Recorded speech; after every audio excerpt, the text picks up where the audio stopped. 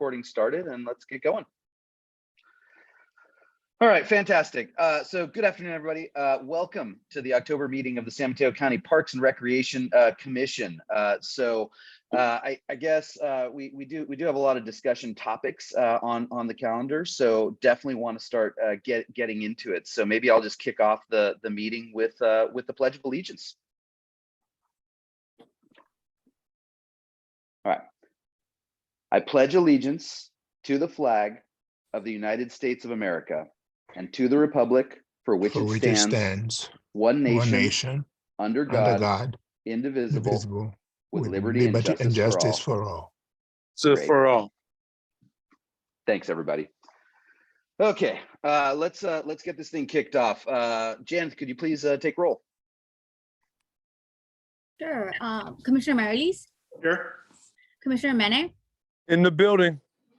Commissioner Green? Here. Commissioner Okello? Here. Chair Laguna? Here. Thank you. Everyone's present. Great. Okay, so and I know we may have an item in a future agenda to talk about this. I know we've been kind of threatening it for a while, but I think for this time around, we're going to have to go into item 3 like we've been doing for quite a while, which is the resolution authorizing virtual commission meetings. So we will need to once again adopt that resolution to continue meeting virtually. And I believe this is something I always forget. I believe this is something that needs to go up for public comment. Is that right? Before we ask for a motion? I believe you've been calling for public comment on it. I know that public comment is also the next action item or agenda item, but if you want to call for public comment, that's fine. Sure, why not? Let's open it up to public comment, see if anyone has anything to say before we move forward on it.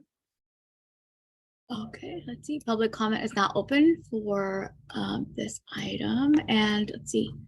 If you're calling by phone, please press *9 to raise your hand. And I don't see anybody by phone, but at this point, I don't see anybody with their hand raised, Chair.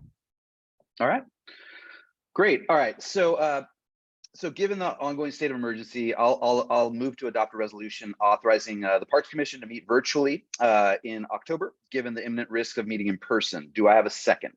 I'll second it. Call to question. Fantastic. Call to question. I do have a question to staff. Sure. Is there any effort underway to really make Zoom meetings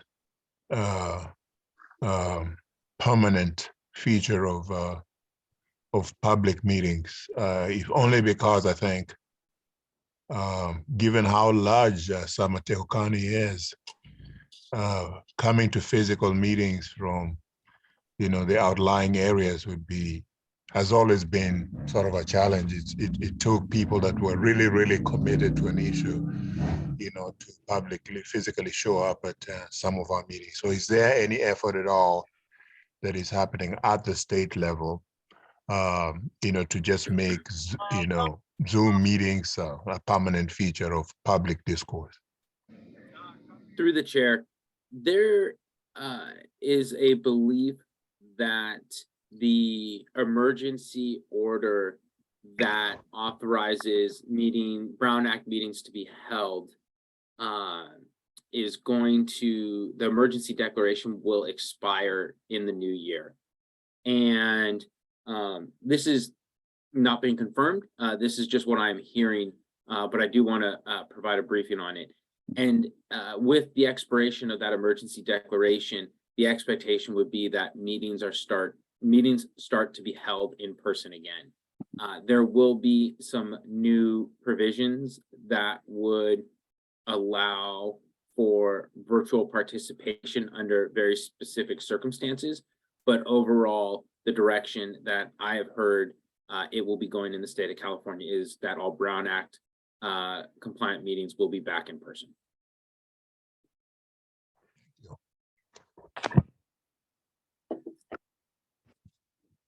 Great.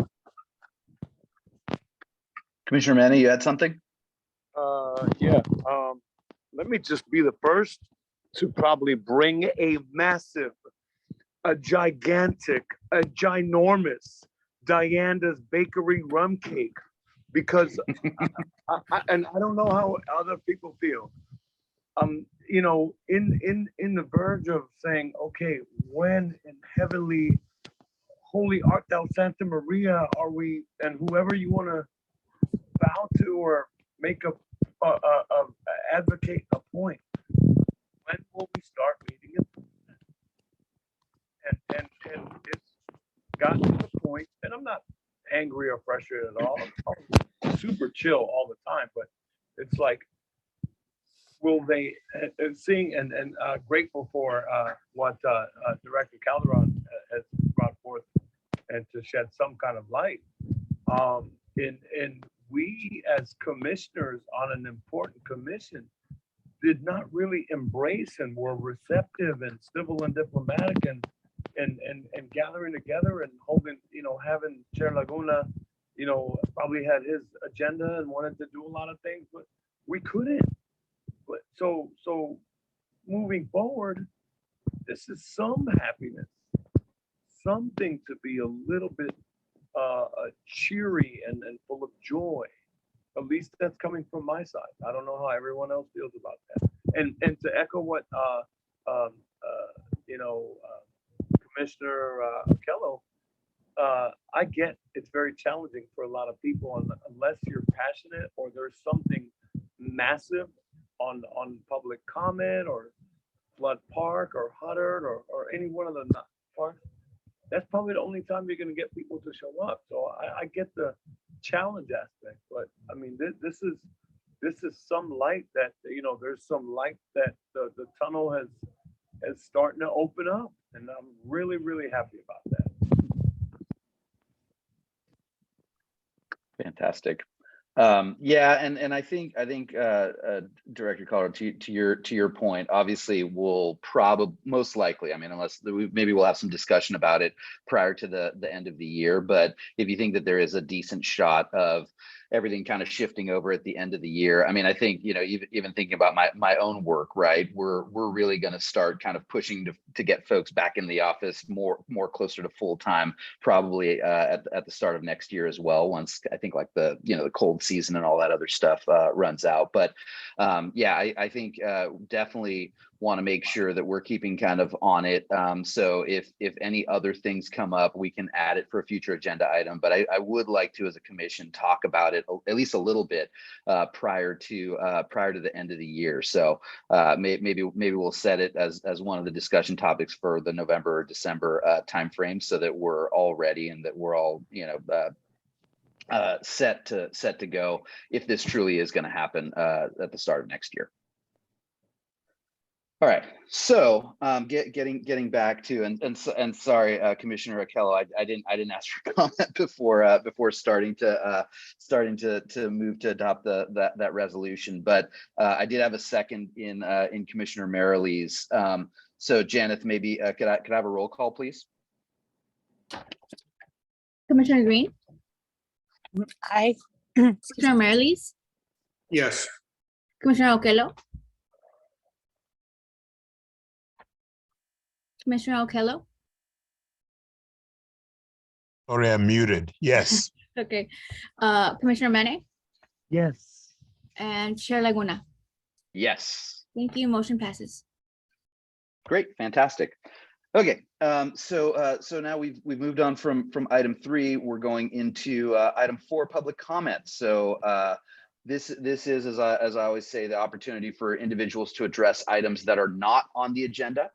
So I think I'll just open it up, and Janeth, maybe you could see if there's any general public comment. Great. We're now opening public comment. If your hand is raised, your name will be called. If you're calling by phone, please press *9 to raise your hand. And right now I do see one person with their hand raised. Last name is Silveria. So let me go ahead and put the timer on. You'll have, is it 2 minutes? And once I unmute you, you can go ahead and begin speaking. Give me 1 second.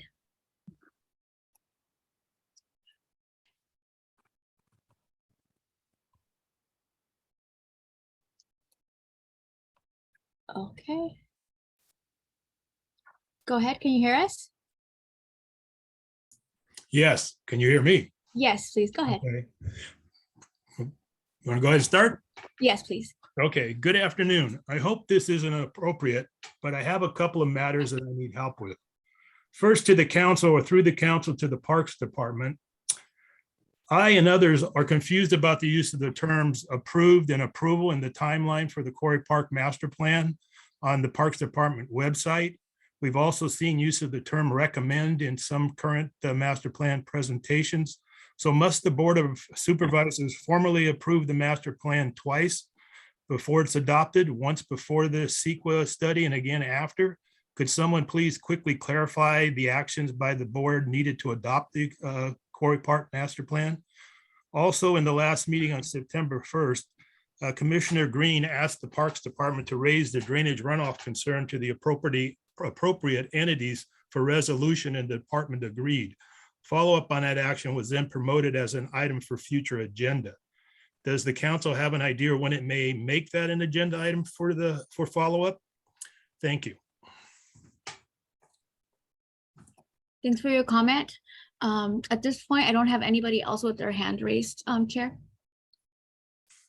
Great, excellent. Okay, so yeah, thank you for your comment, and I think there are a couple updates on that, but obviously, you know, let's talk about it as we talk about future agendas, unless one of the commissioners or Park Department want to respond to it directly, but I think we can handle it a little bit later on in the agenda. Through the chair, just so that the commenter doesn't have to sit on. I just appreciate your attention to it, to the latter item. And we, to my knowledge anyway, we don't have a date yet for that follow-up, but I will follow up with the department about it. And next week, maybe we can, you know, at the next meeting, give a sense of timeline about when we can learn more about that. Thank you. Great.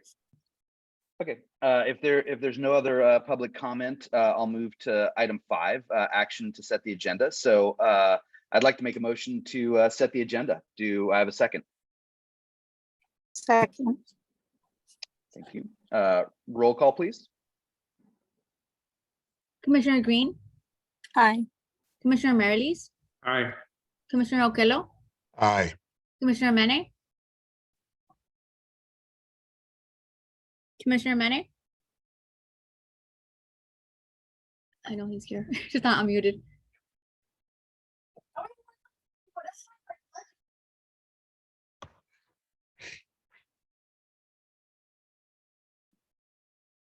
I don't think his microphone's working. So, and Chair Laguna? Yes. Thank you. Motion passes. Great. Okay. And yeah, it looks like Commissioner Mann is still muted, but yeah, maybe something else is going on there. Okay, so next we're going to move to item 6, which is the Parks Foundation Executive Director's report. Michelle, take it away. Good afternoon, commissioners and staff and guests. Michelle Beasley, Executive Director with the San Mateo County Parks Foundation. Just a quick update for you. We have, like the county, completed our first quarter of the fiscal year. I will be cutting a check to San Mateo County Parks this month. For the following items, we are continuing to support Bicycle Sunday. We have been making ADA improvements to a campsite at Memorial Park, and we continue to support tree health at Coyote Point.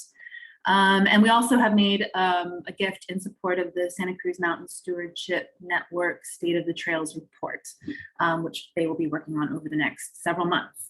And then in addition to that, we did support a whole bunch of field trips this summer, and we're very excited about our new partnership doing park history walks with the San Mateo Pride Center and the Peninsula Family Service. So we're meeting to plan our next one tomorrow. The first one was at Coyote Point. We got rained on, but it was fantastic. It was a great group. So we're looking forward to partnering with them more. And that's my update. Happy to answer any questions you have.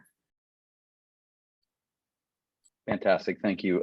Thank you, Michelle. Any comments or questions from the commissioners before we open up for a public comment? I'm sorry, my Zoom is not letting me raise my hand. I don't mean to jump in on top of others. Just jump in, just get in there, yeah.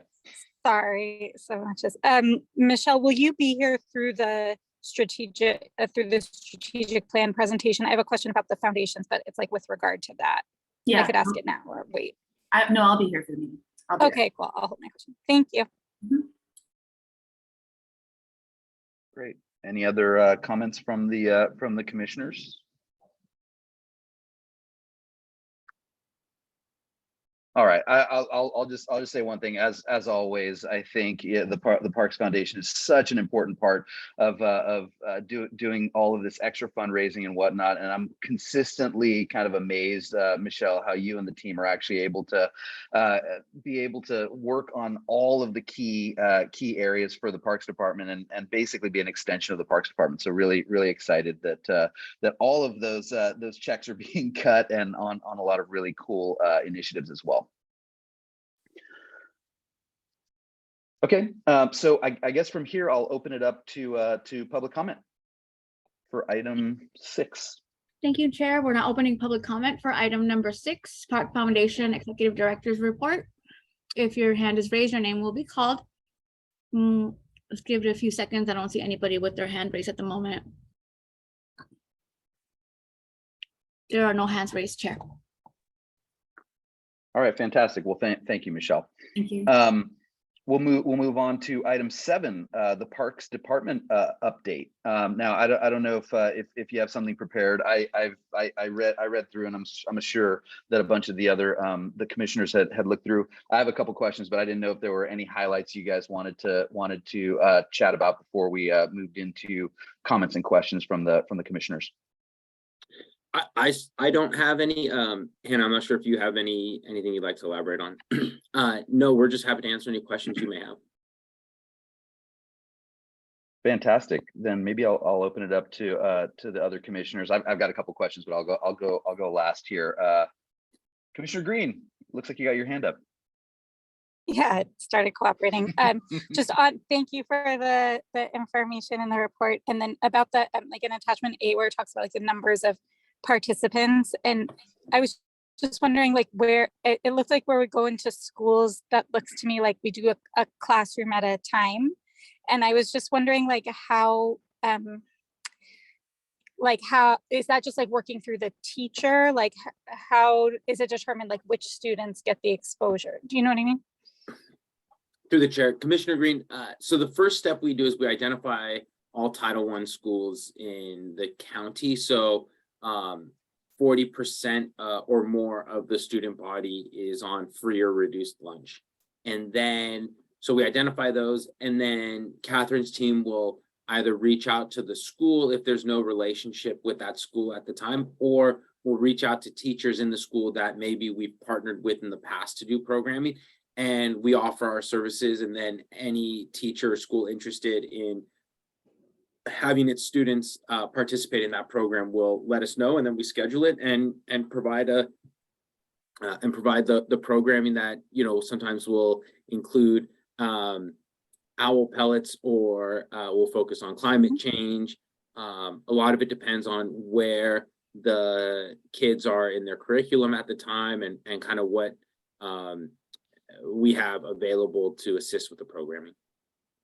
Oh, and like when you see one classroom, like are there materials or like invitations you leave behind for others? I guess I'm just like, if there's one teacher who's excited, like, I don't know, just like for the other kids. Maybe just make sure I understand the question. Like if we go into class, third grade class, you know, the first classroom, and there's a second, third grade classroom, do we make it clear to that second classroom that they can have the same services? Yeah, yes. I'd have to ask Catherine to get back to you on that. Okay, well, I mean, I really just like, you know, hope that can happen if it doesn't already happen, like, so people are aware of the depth of resources available through the department. Yeah, no, absolutely. I'll ask Catherine to get back to you on that. Okay, thank you. Of course. Commissioner Merrilees. Yeah, I just wanted to mention the AV kiosk proposed for the Fitzgerald Marine Reserve that was brought up at the Mid-Coast Council meeting recently, with a letter from the Mid-Coast Council, I guess, not supporting that proposal. is that going to like go back and are you going to ask for any more public comment on that? Or we haven't really talked about that at the Parks Commission, but it seems like it's controversial. So it is, what are your thoughts? What's happening? Through the chair, Commissioner Mayor-Elise, for context for the entire commission, the department at the Fitzgerald Marine Reserve, we have our main parking lot that includes a visitor center with a TV where we play this just awesome 13-minute informational video. And it also allows us to play other types of videos or provide other information that way. What we are observing at the Fitzgerald Marine Reserve is that because the parking lot is filling up and the street in that area is filling up, people coming to the Fitzgerald Marine Reserve are parking in what's called the Seal Cove neighborhood, which is by the Moss Beach Distillery is kind of the best way to describe that area. And so there's a lot of people parking in that area and then going down the Seal Cove staircase to access the beach. And we're finding that when people are doing this, they're going down with buckets and, you know, beach toys and umbrellas and coolers. And the Fitzgerald Marine Reserve is not a recreational beach, it's an education and research facility. And so we're trying to figure out how do we better inform people before they go down to the beach so they don't haul all that stuff down there and then find out that they can't have the experience they're looking for. And so we were proposing to put a kiosk that looks exactly like all of our other kiosks, but would have a TV in it that plays this video at the Seal Cove area. And the Seal Cove neighborhood was really specifically those who came out opposed to it. There weren't individuals from Montera and El Granada speaking out again. It was the Seal Cove neighborhood. What our next steps are, I don't know. I would like to regroup with the Friends of Fitzgerald. This was an idea that we came up with them. We did not anticipate that this was going to turn into the controversy that it did. And so I'd like to, you know, because we came up with the idea with the Friends of Fitzgerald, I'd like to be able to close the loop with them before we make any final determination.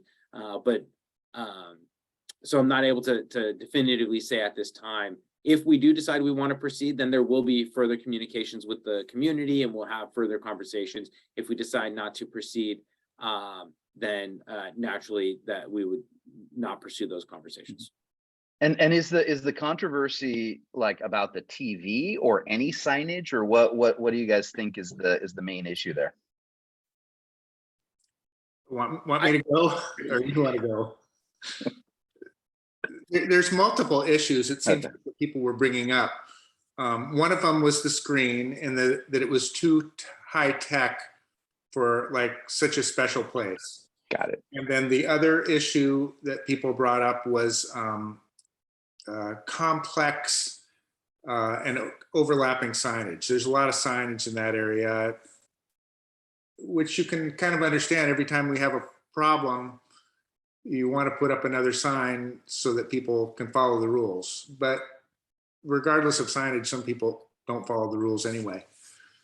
So those were two issues. And then the other issue that people brought up, which I think we need to separate out, is that sometimes people who live next to a park don't want people parking in front of their houses. And yet it's a public street and people have been parking in that area for much longer than people have been living there. I think that it was complex in terms of what they wanted. What was striking to me, I guess, was that nobody spoke up for it. And I was expecting somebody to say, hey, we need to make a better presentation to people when they come to the park. And I think that may be a dialogue that we could have with the public. What to do, how to do it, how to present it. If there's a screen, how big should it be? What should it show? Should it be activated by motion? Should it be on all the time? I think, at least from my perspective, it seemed like people were caught a little off guard. And sometimes when people are caught off guard, they come out against something. Yet it may be something that we could talk about as a community and come to some better understanding. Through the chair, Commissioner Mayor-Elise, I think captured it very accurately. I will say that the department was also caught off guard by the Midcoast Community Council's item. We were not informed until the week of the meeting that this was being discussed. So I think, individuals like the Friends of Fitzgerald Marine Reserve who would have shown up to speak in support of it did not have time to mobilize. Nonetheless, we heard what the community members who showed up, what they said. We want to respect that perspective. But at the same time, we do want to be clear that Fitzgerald Marine Reserve is a special place. And as a result, we have to take special management action to make sure people are aware of what the rules are. And that they have an understanding, more importantly, as to why the rules are what they are. And we need to figure out what the right approach to that is, whether it's the audio-visual kiosk, QR codes, signage, I'm not sure. We're going to have to explore that a little bit more, but I can provide a greater update to the commission at the next meeting after I've had a chance to meet with the Friends of Fitzgerald. Thanks, Nicholas. I just wanted to clarify that a little bit for people. Thank you. Great. Any other questions or comments about the department update?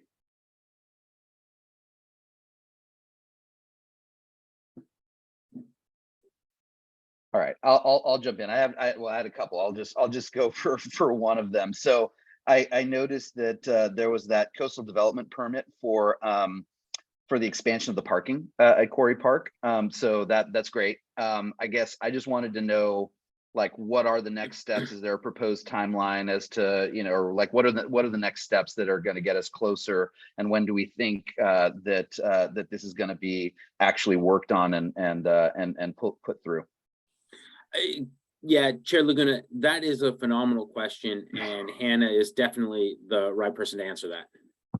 Yeah, so we have there is an appeal period with the issuance of a coastal development permit. So we do want to wait for that appeal period to pass before we proceed. But our ranger staff are aware that the permit was approved, so they have tentatively already begun to reach out to contractors. This was something that they had already had a scope identified for being able to implement this parking lot expansion. So it's at this time, allowing the appeal period to pass and then being able to have our contractors scheduled and mobilized to be able to work on that. Got it. So probably something like a 2023 rollout, assuming everything goes okay. Is that a fair assumption, or do you think we might be able to get something later on this year? It may be possible to do this year. Depends on the, there's usually a window ending on October 15th for the grading. There's a grading limitation. Yeah.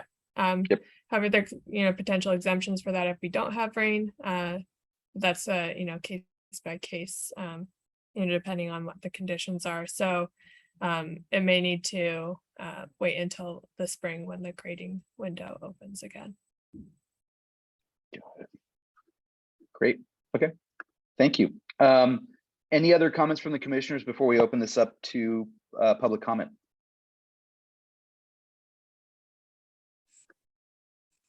All right, let's open it up for public comment. Thank you, Chair. This is public comment for item number 7, Parks Department update. If your hand is raised, your name will be called. I do see 2 speakers on the line for this item. Mr. Salveria, followed by Fran Pollard. Give me 1 second.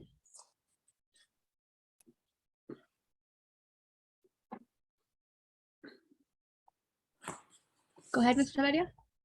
Yes, I just want, maybe this is the more appropriate spot to ask that question, but I didn't get an answer about the confusion as to approval and what actions are required by the board needed to adopt the Quarry Park master plan. If I can't get that information here, could you tell me where I could get that information?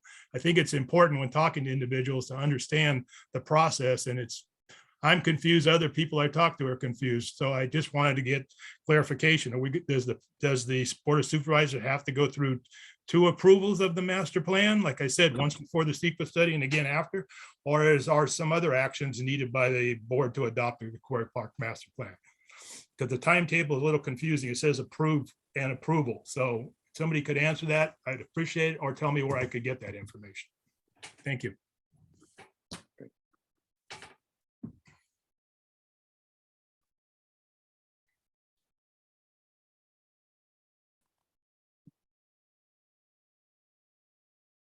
Is there another hand raised?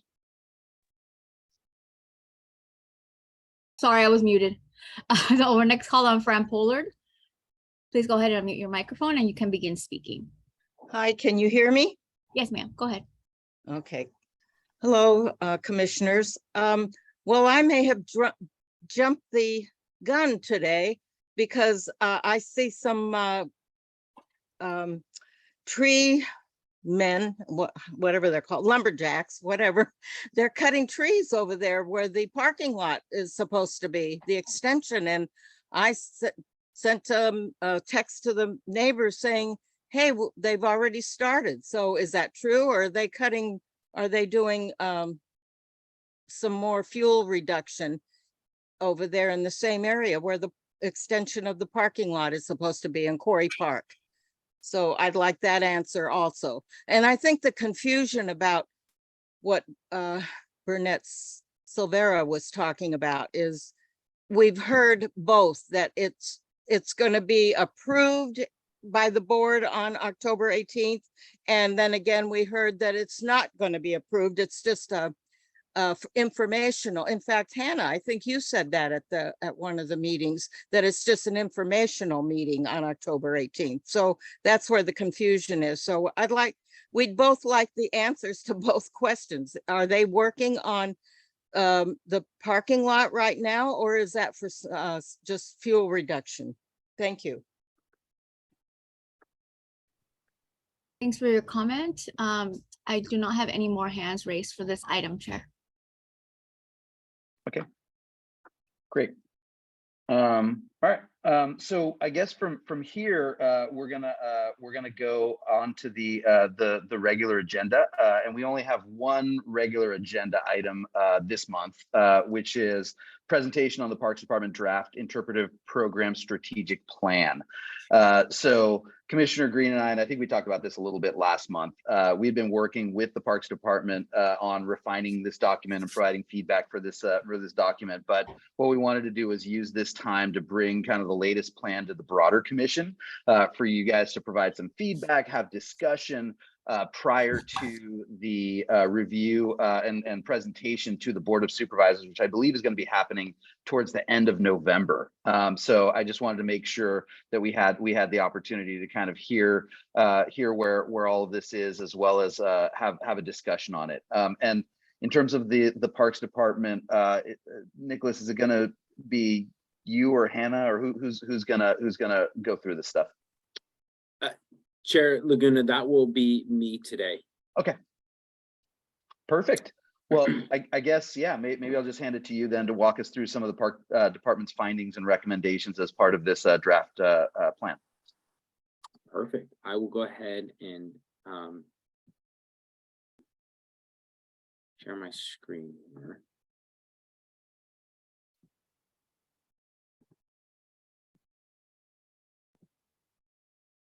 If you would just be able to confirm that you can see.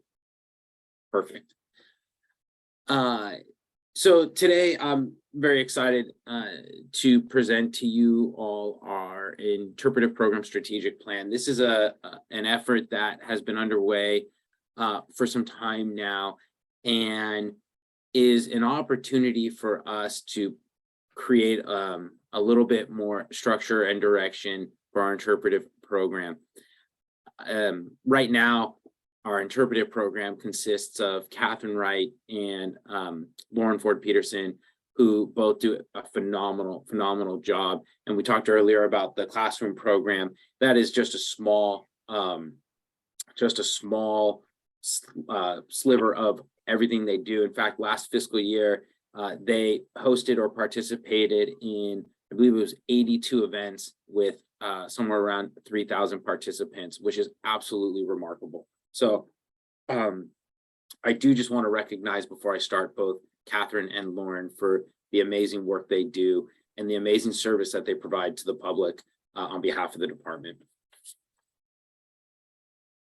So in order to really start and frame our mindset, I wanted to identify what interpretation is. And in the interpretive program strategic plan, it pulls a definition from the National Association of Interpretation.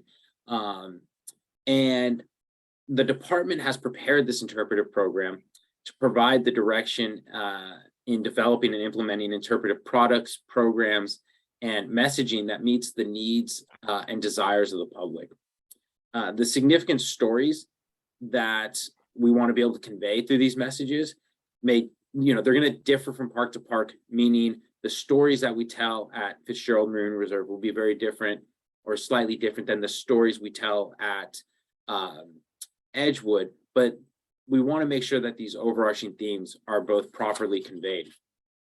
And going back to the core of everything that we want to be doing is, what is that desired messaging, and what is that programming that the community wants and the public wants, right? And that's really something that we're putting in the forefront of everything we do, is the visitor experience.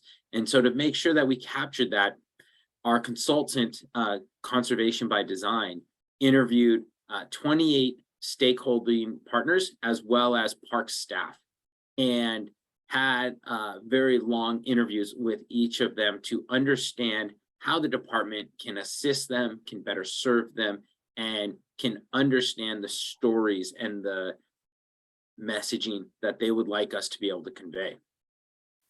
In addition to the 29 interviews, we put out a survey where we received nearly 1,200 survey responses. And through that, we wanted to understand a couple things.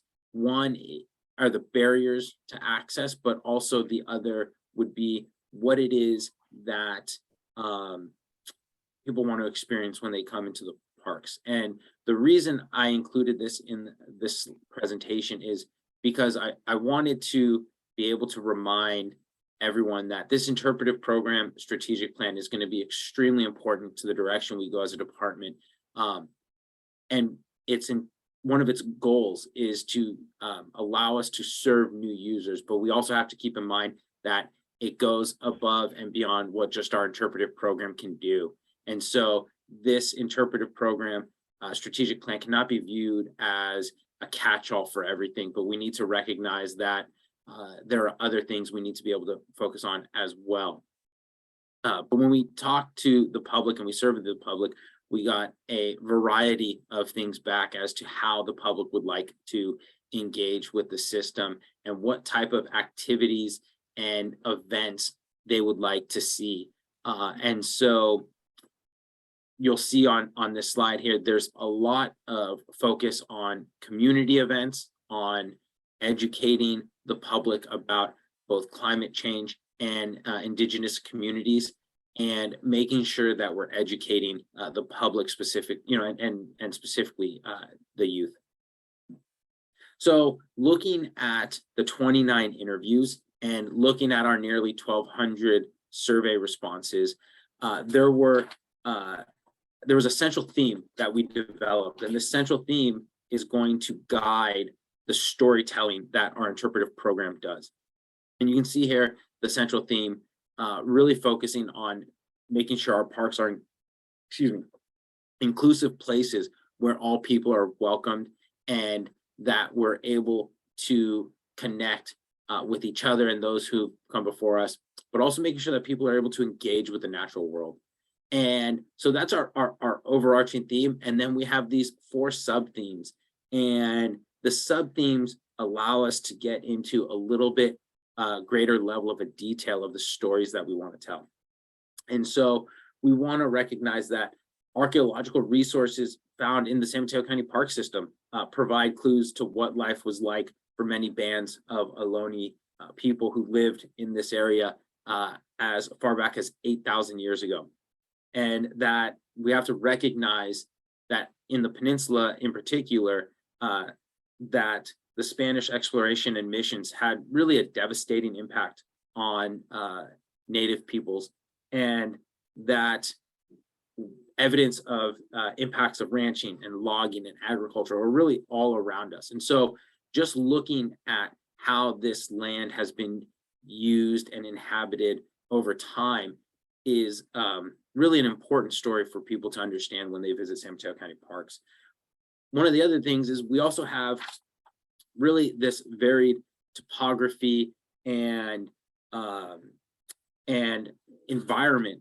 And because of the region's natural landscapes and waterways, this all provides essential habitat and migration corridors for wildlife, and provides critical drinking water for communities, but also understanding how climate change is impacting the microclimates in our county, and understanding the impacts that we are experiencing as a park system from climate change on our environment. And then also making sure that people understand, and I think this is really one of the most important things, is that people in nature have impacted one another, and we have to also be able to support one another. And the reason that's so important is you've heard this department talk a lot about active stewardship and making sure that we recognize the role we have in preserving and protecting our landscape. And that is something that we really need to be able to communicate with the public about, so that they're aware of the importance of this work. And when you see crews, either hand crews or mechanical work crews in the parks, that's not a bad or a scary thing, but instead it's actually us helping the environment. And then lastly, we really want people to be able to explore and learn and connect with nature when they're in our parks. So we have our central themes and we have our sub themes, and then we also have a series of goals. And this is what we want to be able to accomplish through our program. And you'll see we have 7 goals here, but really goals 1, 2, 3, and 5 are ones in particular that I think are going to be really important for us going forward. And the first one is really making sure that the public is aware of and appreciates the natural, cultural, and recreational resources that we have to offer. At the end of the day, we are here to protect our lands and to provide an experience, and all of our parks belong to the public. And I think this kind of hits on something that Commissioner Merrilies, I believe, was alluding to earlier, but our parks belong to everyone, not just those who live immediately next to them. And that's something that I will continue to emphasize. I emphasized to the Board of Supervisors earlier this week, and will continue to. County parks belong to county residents, and candidly beyond. Increasing the understanding of our impact on the environment and climate change, and how we are having a negative impact on our environment is something that we really want youth to take away. We really want families to take away, and to be able to have an opportunity to challenge their frame of mind and their thought process, so that they may think of their actions and what they're doing a little bit differently, and maybe become better at how they go about their daily lives with regards to impacts of on the environment. And again, I talked about stewardship. And then lastly, number 5, which I think is really, really important.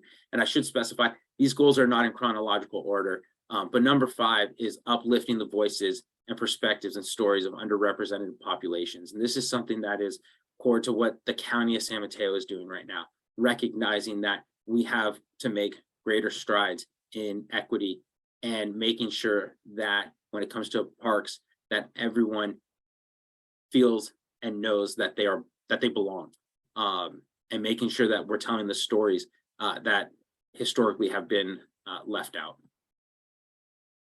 And in that spirit, we identified a series of audiences that we really want to be able to target. And again, these are not in any particular order. However, these are the 4 groups that we want to be able to focus our efforts on. And when we are forming relationships, which I'll talk later, making sure that we're keeping these 4 groups in mind. And the first is members of and community-based organizations serving disadvantaged communities. And we define disadvantaged communities in this plan to make sure that we define disadvantaged communities in this plan to include, but not be limited to, geographic communities that have been underserved, communities of color that have suffered greatest from inequities, and members of the disability community. And there are communities that have been left out of the process and the conversation, and we need to make greater strides in changing that.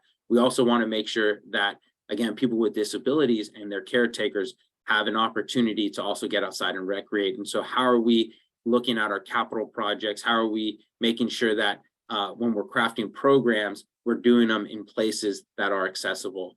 We also want to make sure that we're focusing on parents and children and family groups, as well as school-aged children. So the recommendation section of the interpretive program strategic plan is broken into 6 sections. And the first one is equitable access, expanded uses, and public outreach. And what this section of recommendations is really about is having the opportunity to do more outreach, more targeted outreach, and forming authentic relationships with community-based organizations that are serving disadvantaged communities and members of those communities themselves. I think in order for us to be successful in this interpretive program strategic plan, and in order for us to be successful in our mission, we have to form authentic relationships and having relationships with organizations where we are helping one another throughout the year, and anything that we need, that is going to be really important. I had some conversations today with a couple of organizations who really felt the same way. And so I do think that we are going to spend a lot of time over the next couple of years forming these relationships, because it's only once we're able to form those that we can properly serve those communities. And so that's somewhere that you will hear us spending a lot of time talking about. We also need to look at our partnerships, and partnerships can be both with other government agencies, such as Aging and Adult Services or the Youth Commission or Commission on Disabilities, or it can be with other jurisdictions that are trying to accomplish the same. It could also be with our friends organizations.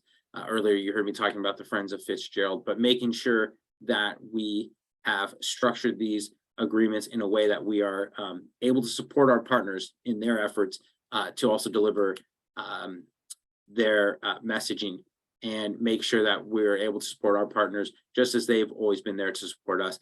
And one of the things that I think we're really going to have to look at is how we sit down and we identify shared values and have these partnerships better defined through MOUs. By the way, this MOU process would also allow us to properly compensate in cases nonprofit organizations. So, for example, there are many tribes out there who are staffed by volunteers, and they have day jobs. And so when these individuals take time out of their day to support us with something, they are oftentimes doing it at a financial hit to their own. So how do we compensate them for that time? Those are things that we need to be thinking about for our partnerships. And interpretive media, one of the things that I love the most about this section is creating a series of short, friendly overview videos for each park. I am so excited about this. And if you've ever seen a Rob Calla video, you will know why I'm excited about this. And this is something that, you know, we have at Fitzgerald Marine Reserve, but candidly, Edgewood is ripe for one, and San Bernardino Mountain, and really everywhere. So I am very excited to be able to work with Rob and have Rob work with Catherine to be able to develop these videos, because I think where we are as a society, I think people are very interested in stopping to maybe watch that 5-minute video or 3-minute video more so than they're going to be willing to read you know, something that pops up on their phone from a QR code. So I'm very excited about that, but also having other creative ideas, such as having the natural resource management staff, you know, taking over our social media accounts, but making sure that we are taking the strategies, whether they're videos or stories, and providing a forum for that. I do also think in this regard, one of the greatest opportunities we have will be Tunitas Creek Beach, and the way that we're crafting that to create an opportunity to use that as a former Ohlone Village site to elevate the voices of Native peoples. Organizational capacity is something that we've always really struggled with, and we're going to have to look at how we are able to boost capacity, and it's going to have to come through a variety of ways. One is going to be through leveraging our partnerships and relationships with other organizations like state parks, post, or city jurisdictions. It's also going to be by training staff to be able to provide interpretive services. Not a lot of people know this, but Catherine, who creates and hosts some of the best interpretive programming you will find, does a lot of training. And so how do we take that knowledge and make sure that other rangers have the same knowledge base so that they're providing the same quality of service is something that I think we're really going to have to look at. And then professional standards. This can't be viewed as a one-time thing. We have to make sure that we are training staff, and we have to make sure that we are setting standards for the department so that as more rangers are hired, that we have an opportunity to have them participate in the necessary trainings, but then also that we're able to measure against those standards so that we can see what is working, what isn't, and that we're really doubling our efforts where we're being effective, and that we're reforming areas where we could be more effective.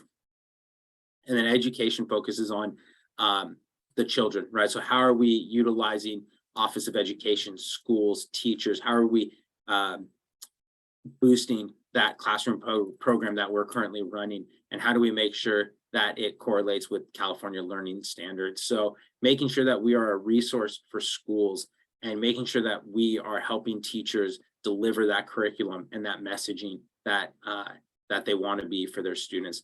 And I think we have a huge opportunity to do that, because with the San Mateo County Park System, you can learn about something in the classroom and the next day visit it in person and see it and experience it. And I think that is a very powerful learning opportunity that we want to be able to help people have. So those are the 6 recommendations. At the end of the interpretive program strategic plan, there is a implementation framework that would allow us to guide our efforts, and it really focuses on incremental times. And as I stated earlier in the presentation, you will see as you go through that, we are putting a lot of time up front on making sure we are building those relationships so that in later years, we have the necessary foundation to serve the public and provide the experiences that we'd like. So that is the interpretive program strategic plan presentation, and I'm happy to answer any questions that the commission may have.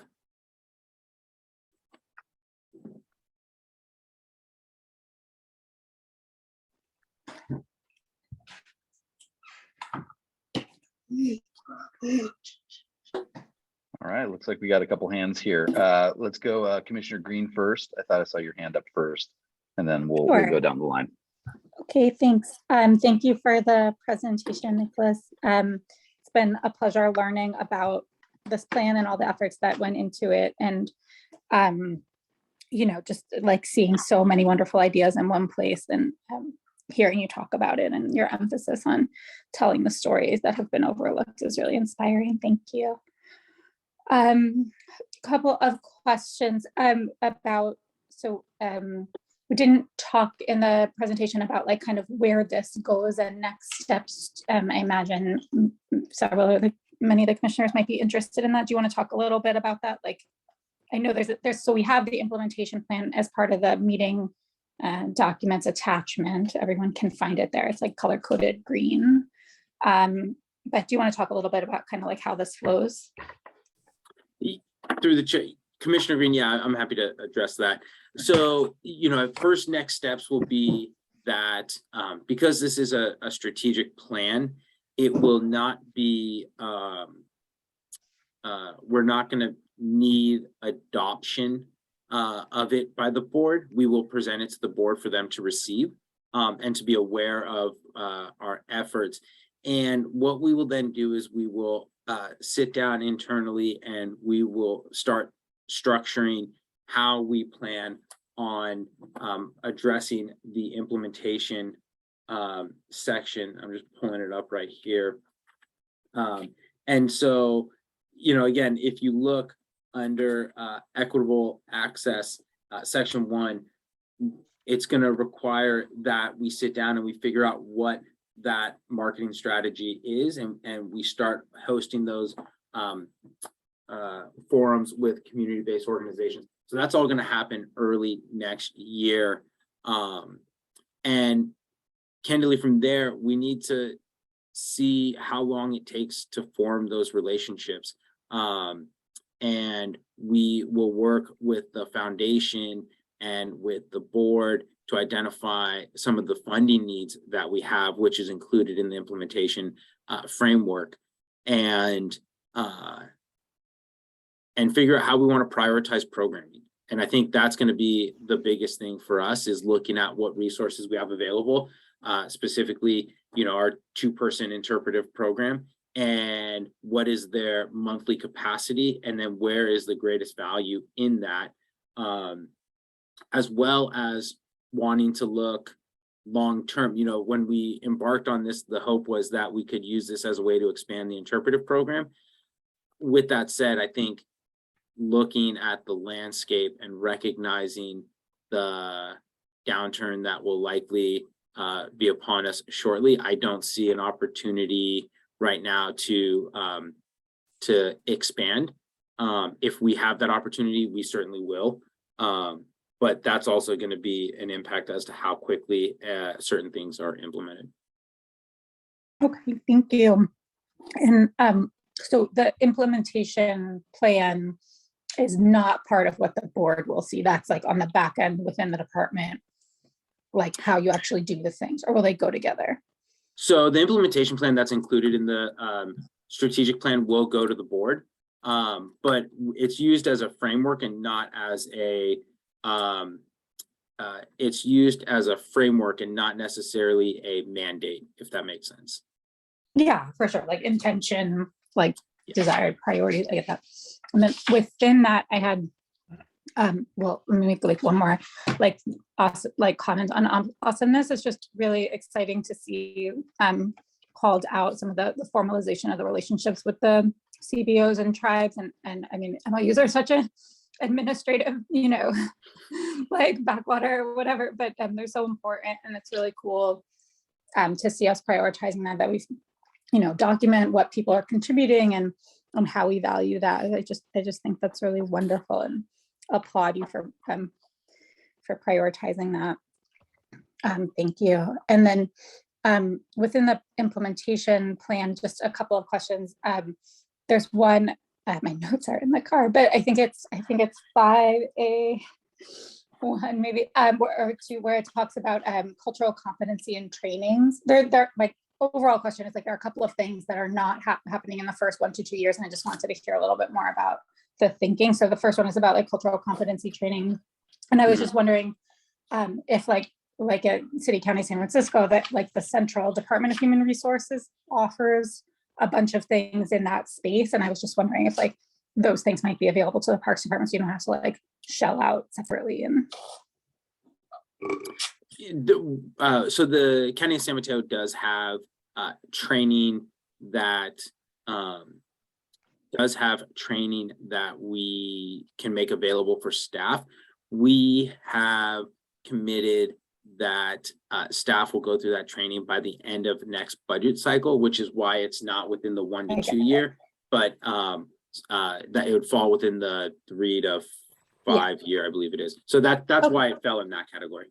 Okay, but we can like kind of get started. So that's great. And then the other one, I think it's 1G1 maybe, about like like the big reevaluation one, where it's like evaluating our visitation. So I guess like I really appreciated your comments about how like this plan, our like storytelling plan, cannot like solve the world's problems. I understand. I appreciate that. But it does seem like insofar as making the parks attractive through interpretation is part of like how we draw people in. There is a nexus here between like who goes to the park and how many of whom and like the success of the plan. And just seems like knowing who's in the parks more often feels like an essential component of knowing how good we're doing. And so I just wanted to hear a little bit more about why that's pushed out so far, and like kind of what is the level of resource required to do such a study, and like kind of hear from the foundation, I guess, here. And this is where I kind of wanted Michelle's perspective about, like, you know, is there room on the foundation side to support that more frequently and earlier? So yeah, I think if you look at 1G, it has a number of subcategories, 1, 2, 3, and 4. So yeah, so 1G is a 1 to 2 year time frame, and then 1G2 and 1G4 are also a 1 to 2, and so that's using visitor feedback to inform interpretive products and programs, and continue using online feedback forms. The periodically reevaluate park visitation is something that we've pushed out primarily because we've recently done some, and so we want to give ourselves time between when we do it and then when we follow that up, so we can actually see when our what our kind of impacts are going to be. Yeah, I hear you. I mean, like, that's what's happening in the document. I guess I just submit that, like, in so far as like getting non-visitors to become visitors and like flipping that switch, it seems, I'm not aware, does the department have another way of knowing whether it's making progress within the disadvantaged communities that it's seeking to bring into the parks? And like, how are you gonna, if it's not that, we're waiting like 5 to 10 years out for this like reevaluation of services, how are you gonna know? A lot of it is going to have to be through the existing visitor surveys that are identified. So our online feedback forms, as well as using visitor feedback to inform that. So we have both. So we have a couple methods right now that we use. One would be through our reservation. When you make a reservation, one is through an online portal. And then I think this really goes back to what I stated earlier about the importance of having strong relationships with community-based organizations that are serving members of disadvantaged communities, so that we can engage to understand the effectiveness, because I do believe that there are some limitations to what self-reporting surveys are going to identify. And so that's where that relationship, our ability to contact an organization in North Fair Oaks or in Daly City and be able to engage with them and structure these long-term relationships that include abilities to monitor and to engage with their clients. I think that's going to be one of the more effective ways. But again, that won't be effective until we have genuine relationships that we can rely on our ability to ask for people to fill those surveys out. Yeah. So the survey, this is my last bit, but like the surveys we do now, like the existing instruments, do they collect racial demographic data? No, we're not going to know. I'm just, I'm pointing, like, I'm not telling you anything you don't know, you're the director of the department, but like in this path, we will not know about progress on that front. So right. That goes back again to our ability to engage with those CBOs who will have that information. We had a conversation some time ago about collecting that information, and the determination was made that at this point we did not feel that people would be comfortable having someone walk up to you asking you that question, and I was not comfortable having staff assigning certain titles to individuals if they were doing observational surveying. And so that's why I think we need to rely on our community-based organization partners. Okay, thank you. Great questions. Let's go next to Commissioner Kello. Yeah, thank you, Chair. I got a couple of questions and I also got some comments. So the 2009 survey, that 1,200 people participated in, was it across the county? And I know, I mean, I think that presentation has been made to, the commission before, but I really cannot remember. Was it across the entire county, or was it primarily directed at, the unincorporated areas? So that's one question. And the other question is, transportation has always been a key issue, I think, for some communities. And so, is there any reason why Samtrans is not listed as one of the partner organizations? And then the third question would be, I think there's some relationship that has been established with certain, park and rec departments in cities. But just going off the statement that all county parks are essentially owned by the public, and the public, of course, includes the public in unincorporated areas and the public in incorporated areas as well. Should we not have as partners, really, all the cities within the county of San Mateo? Would this plan be stronger if we had those as partners as well? And then I do have a couple of suggestions. I've reinvented myself as a teacher. And so I'm teaching school currently, and I'm becoming very, very aware of how important words are. How people interpret words to mean, or what words may make them feel. And particularly children. So I would suggest that I would be extremely hesitant to identify communities as disadvantaged communities. So if you walk into a classroom and you say you're part of a disadvantaged community, let's just imagine what those kids are going to feel like. I mean, what does disadvantage mean to them? And how disadvantage, the term disadvantage impact their behavior, with others, and so on and so forth. And if you say disadvantage, then of course you open up the door of, okay, who are the advantaged folks? And what is their life like, and so on and so forth. And so I want us to give us some thought about the utilization of certain words as disadvantage. And I noted in the report that you try as much as possible to define what it is. Okay, but the definition is in some other place, but the disadvantaged community appears throughout the strategic plan. And then finally, a suggestion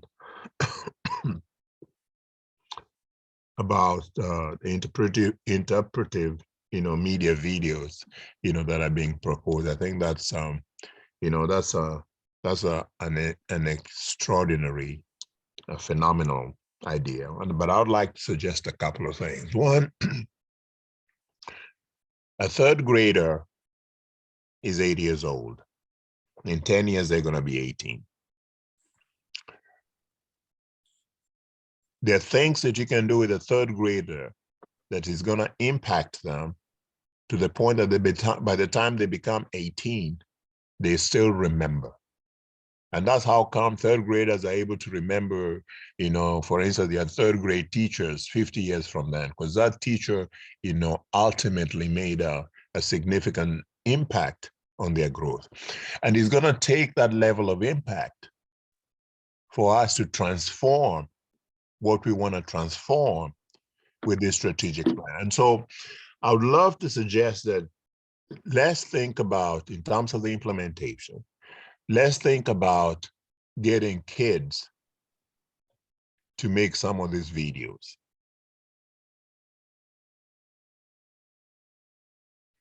Whether they're in elementary school or they're in high school, let's somehow figure out a way, even through working with some of the partners that have been listed, have kids engaged in making those videos, almost like planting a tree, so that when the kid comes back or the adult comes back 20 years, so you can say, you know what, I planted this tree, I made this video.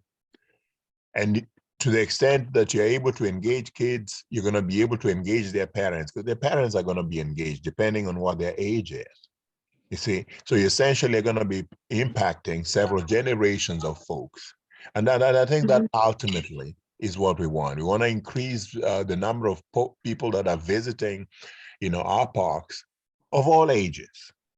You see? So if we can find out really creative ways, of really engaging them, then, we can be sure that we're going to meet our goals. Otherwise, I think, this is a wonderful strategic plan. And I want to thank you, Director, and I want to thank all the staff that have been involved in certainly putting it together. I think we are on a good path. That concludes my statements. Great. So Nicholas, do you get all that? Oops, you're on mute. 3 years in, you think I'd figured it out. I haven't. I think the idea of involving the kids in the video, I think, is an awesome idea. And I know, the staff will be all about that. And so I think that's great. I really, really like that idea. I think with regards to how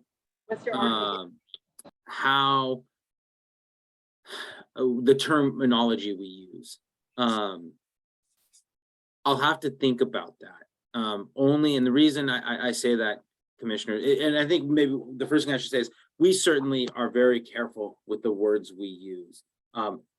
I can say without a doubt that Catherine and Lauren would never walk into a classroom or a group and title the kids or label the kids disadvantaged or from a disadvantaged community. That would never be something we do. It doesn't necessarily resolve the concern you expressed, but I do just want the commission to rest assured that that's not something we would ever do. So I agree with you. That would have a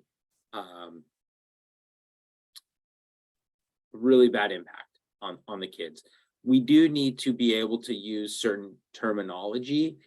However, because, and this has been made aware to me by our chief equity officer, there are certain terms that are used for things like grant programs and for our own internal tracking purposes. And so we do want to make sure that we are consistent with that. And so if we are to change that terminology, I'll need to make sure that it's consistent. But I do want to look into that, but I will also emphasize with staff to remember that the terms we use for our paperwork and documentation are not always incorporated in our talking points, and that's something that I'll make sure I emphasize.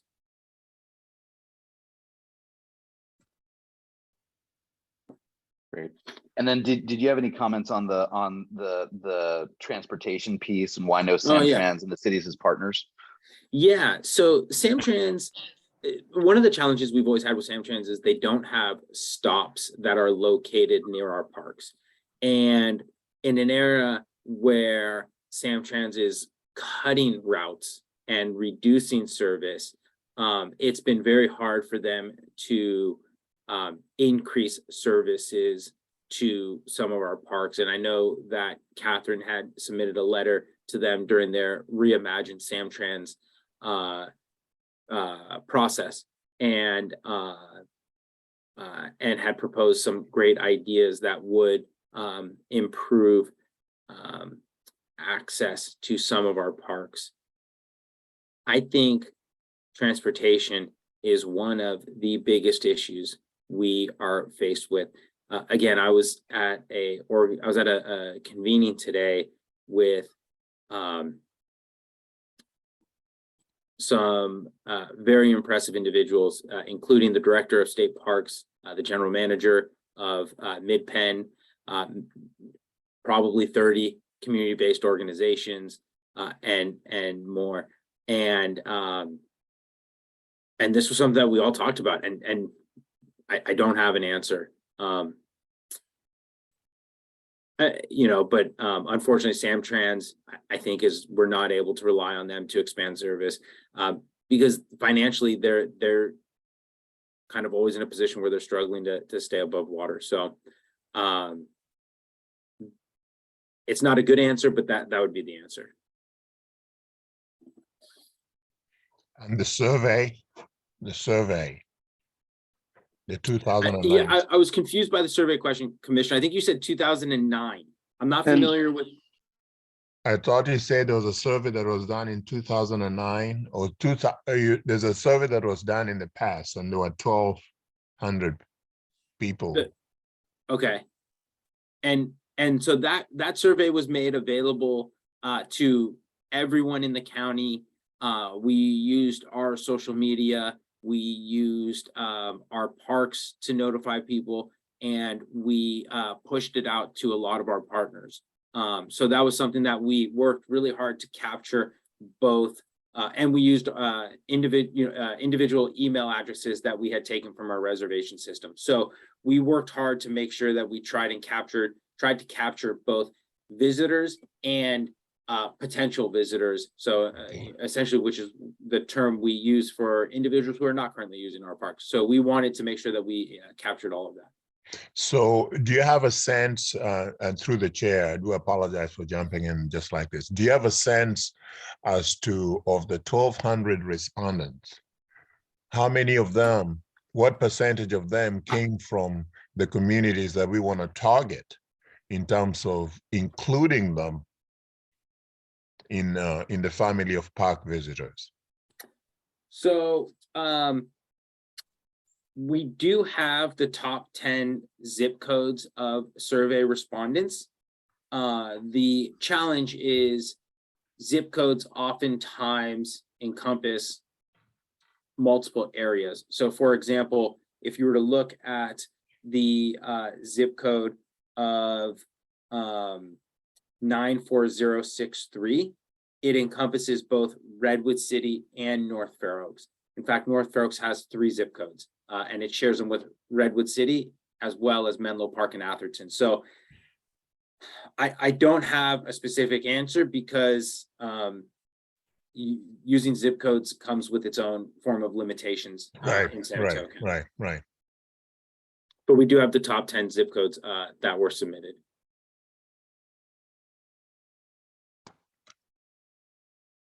So is there any plan to do some other survey and use something else other than zip codes as? Yeah, I feel like through the chair, I feel like we're saying the same thing. It's like the answer keeps being like, we can't say, but we're not asking. So you can't like manage what you don't measure. And it's like, we all want to improve on this front. Well, I would very much love to be able to get a greater level of detail, but I think what needs to be understood is the greater level of personal detail you ask people to provide, the less likely they are to submit information. And so it's a balancing act of collecting enough information to be able to learn something from it without asking so much information that individuals don't want to fill it out. And that's the balancing act that we go through all the time. We went through that when we hired a professional firm to help us with our surveying. We went through it this time. So there are individuals who do this for a living and run into the same challenge. So I think there just needs to be an acknowledgement of the limitations that surveying provides. Through the chair, but also like there are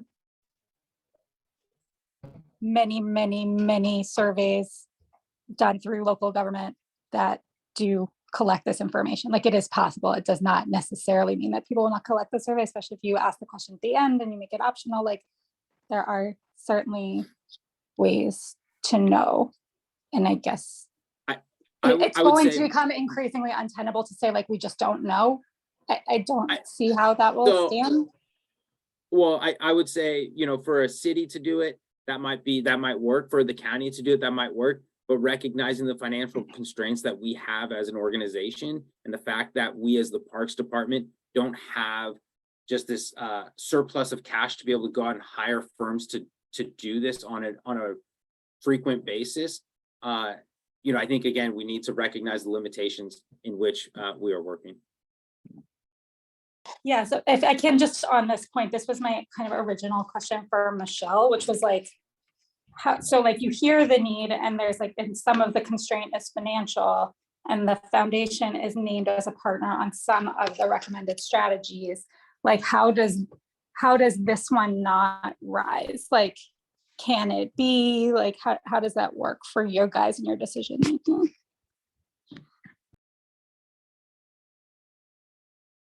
Is this a question for the foundation? And yeah, I'm kind of trying to understand, because like when funds are the problem, you know, not all things can be solved that way. Obviously, like huge scale things cannot, but like when it's that kind of a thing, like, is how come? I'm not sure I'm fully understanding your question, Heather. I can just say that. Oh, no problem. I'll try again. I guess what I'm just trying to understand is like, okay, so like it's a discrete contractual type thing that would improve the parks, you know, the efforts and so on. And the answer that we're getting is it's beyond the resources of the department itself. So like, is this on the foundation's radar, and can it be something that we solve outside of public? There is a lot on the foundation's radar. We're definitely interested in supporting elements of the strategic imperative plan. Obviously, we can't support everything. And so Nicholas and I check in every 2 weeks and discuss some of the highest priorities. And what the foundation does is, in the springtime, we basically work on all the things, we list out all the things that we think we're going to be focusing on in the coming fiscal year. So this is something we can definitely consider, but we'll be considering it in light of all the other constellation of projects and programs and needs throughout the county park system. So it's possible. For the foundation, we're just like, we're trying to target specific CBOs and increase access by working with those groups.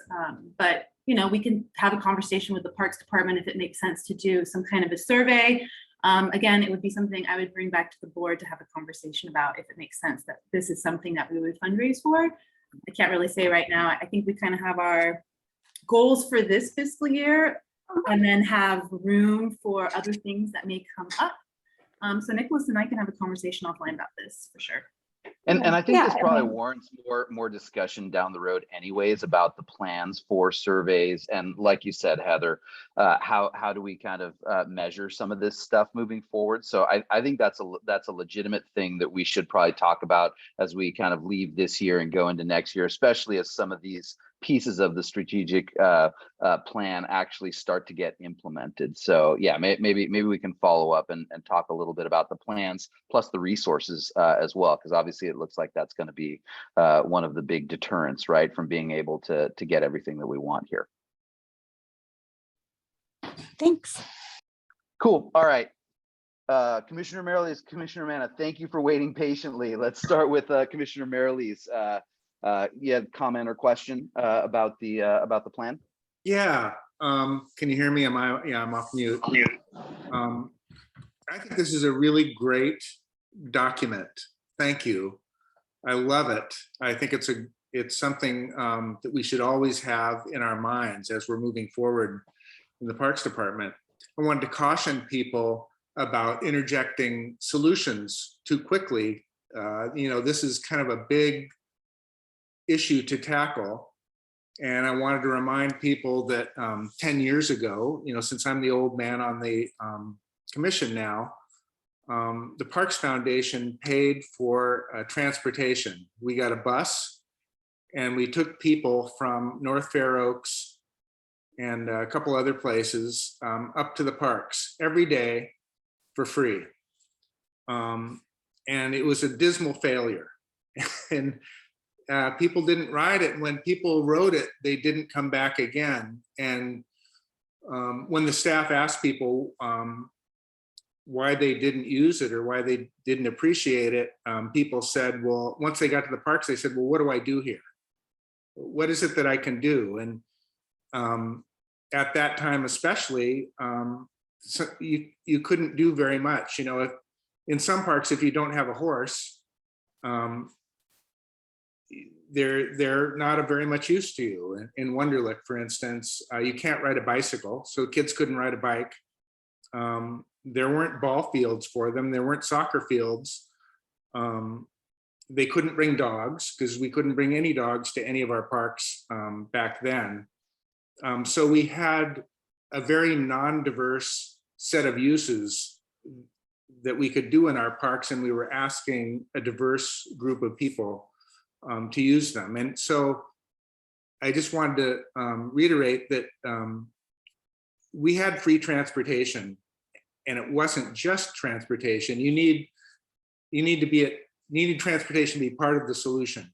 You need good parking for people that have cars. Some people have cars, some people don't. Public transportation might be great if you had a reason for people to go to the parks. You know, like when Flood Park is finished and that soccer field is there, if we had transportation to that soccer field in the afternoon of soccer games, I bet people would ride it. That would help, and that would eliminate some traffic and parking issues. But it's a complex solution, and this document is a really outstanding idea for what we want to do moving forward. And it's not going to be one solution, but it's something we ought to have in the back of our mind every time we do anything in the Parks Department. It seems like over the last few years, we've been adding uses into some of our parks, and that obviously, I think, has opened up the parks to people with different backgrounds. And I think moving forward, we have to think about that when we think about opening up uses for parks. And sometimes we get pushback on that. You know, there's not necessarily a lot of support from the neighborhood for the soccer fields at Flood Park, but we do have interest from the general public for those. So I see it as something that we ought to strive for. I loved the idea, Nicholas, that you said, you know, working with some of these organizations, they're unpaid, you know, and it's not necessarily easy for them to come to a meeting over and over again and contribute. And we ought to think about that. You know, is there some way to pay them, or is there some way to structure our meeting system to make it easier for people that are doing this as a second job? I think that's a great thing to have in the back of your mind as you're moving forward in the Parks Department. And I don't think you need, I mean, we do generally in our Parks Department, we know that our users are generally more upscale and generally more white than the average population. And I think we just need to have that in the back of our mind as we're thinking about structuring the parks and what kind of programs to have. We just don't want to forget that. And I think this document that you've created is something that ought to be like #1 on our website. I think it's a great goal. And then just one more thing. Oh, what was that? I'm losing it here. Yeah, diversity, multiple uses, transportation is part of it, parking is part of it, opening up the parks. Oh, the stories. San Mateo County Parks is like the last bastion of a huge chunk of public land. You know, a lot of land is private, and the private land has stories too, but the public land that we have, that we're stewarding, is an amazing palette to tell great stories for the future about San Mateo County, about the culture, about the history, and about the people that live here now. And I think the way you put that in this document is really outstanding. We are a land of many great stories, and as much as we can tell those stories and pass those on to the next generation, I mean, that's amazing. That's our job. And yeah, thanks for putting it down on paper. So yeah, outstanding. Thank you. Great. All right, let's go over to Commissioner Manna next. Are you sure? Are you positive? Yes. Thank you for your patience. Obviously, luckily a lot of folks have a lot of opinions about this stuff, which is great, right? This is exactly what we wanted to see. So if I had my red and gold pom-pom and I had cheerleaders with me, I'd be jumping for joy. I'd be jumping up and down to echo what Commissioner Okello and now what Commissioner Merrily. It seems so long ago that he got on, but you know, it's okay. We got a lot of important things to discuss. Part of the reason when I was asked, and I don't want to go into, you know, your first day of school and where you were born and what have you, but when Supervisor Canepa from District 5, you know, approached me and asked me to be a part of this commission and had other opportunities, and I said I really want to be a part of this commission. And part of the reason I came on here was to bring diversity and to see diversity. And you know, awful COVID happened, and we were on our way to, you know, jumping through a lot of hoops and ladders and making a lot of great things happen. And, you know, Chair Laguna came on, and, you know, we got even more diverse, and, you know, we want to tell not just San Mateo County, but others, hey, you know, San Mateo County Parks Commission has something great going. And what Commissioner Okello said, we got to get more kids involved. And I thought when I chaired back in 2019, or 2019, we had a lot of different entities and a lot of different you know, groups coming from young demographics to folks that wanted you know, even as far as down in Santa Clara County, we had a group, and we're all looking forward to doing things with the youth and, you know, doing more things with the baseball and the soccer. And so, you know, I'm a community guy. I'm a DEI kind of guy. You know, diversity, equity, inclusion, and wanting to see more depth into our commission, because you don't come to this commission if you're not passionate about what you're being a you know, appointed member, and, you know, serving your community, and you're a commissioner because you like being on this committee, on this commission. So, you know, I echo and jump up and down for what Commissioner Okello and what Commissioner Merryless and what Director Calderon did. Hey, I've been wanting to see this for a long time. And as we're slowly coming out of the pandemic, and God, the graciousness that we're going to be able to meet in person, you know, 2023, you know, let's, you know, start planting the seed right now, because it's, you know, 3 months away. I mean, that's my 2 cents about it. Great. Chair Laguna, I'll be very brief. Yes, I saw your hand up. I'll be very brief. No, go for it. Okay. Okay. Yeah, I remember the transportation project, and I think there's some lessons from that project that we can learn from in terms of what we do in the future. Anything we do get engaged in. The project was created because after talking with community groups, transportation was a big issue. They say, if you provided transportation, we'll go there. And I think we failed to implement that program well. And I'll give you my personal example. My girlfriend and I, we decided we were going to use, because we had the schedule. So we went to the city of Menlo Park at the place the bus was supposed to be. At a particular time, the bus never showed up. We said, perhaps caught up in traffic. We waited a couple more minutes. The bus never showed up. I called the director. The director said, the bus should be there. She'll find out where the damn bus was. Hours later, the message we got, the bus driver took his lunch. We waited for about an hour for this bus. We ended up driving to Wonderlic. So if there's anybody from this community that had that particular experience, do you think they would come back again? Of course they wouldn't. And right now, I cannot say, even as a commissioner, how many people had the same kind of experience, me and my girlfriend had. Okay?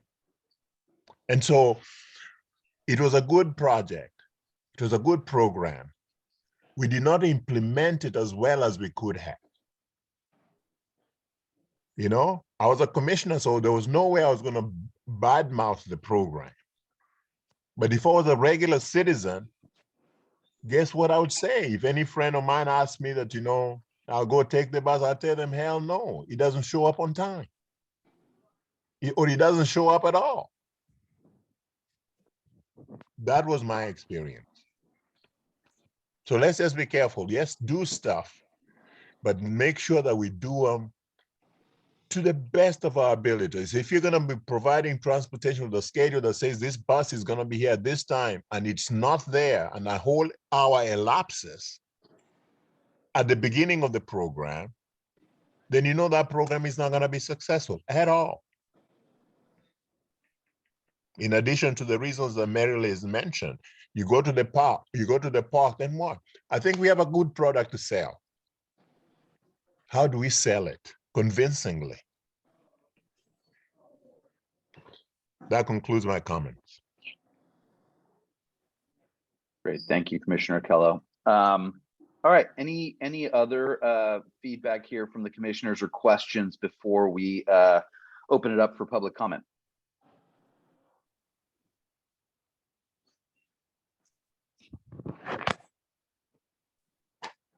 All right. And then I had a couple comments, but I'm going to save it for the subcommittee updates that's coming up in the next item. But okay, good. So Janeth, maybe we can open it up for public comment now.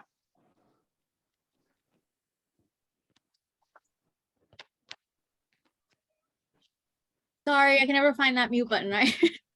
We're not opening public comment. If your hand is raised, your name will be called. Let's see, let's give it a few seconds. I didn't see anybody with their hand raised, but let's give it a little longer. There are no hands raised for this item, Chair. Okay, great. Well, we'll move on to item 9 then. Subcommittee updates. So I think as we've been talking about before, this is kind of the opportunity for any of the commissioners to provide any progress updates or any other discussion related to some of the work plan items. So I'll just go through each of the subcommittees. You all tell me which have updates. I mean, I think there definitely there'll be one for the equity, inclusion, and access, and then I've got a brief one for the fuel reduction. But let's go through the others and see if there's any updates or additional stuff that you guys want to talk about. So first of all, on the budget and performance subcommittee, Commissioners Green and Akello, any updates or items to discuss?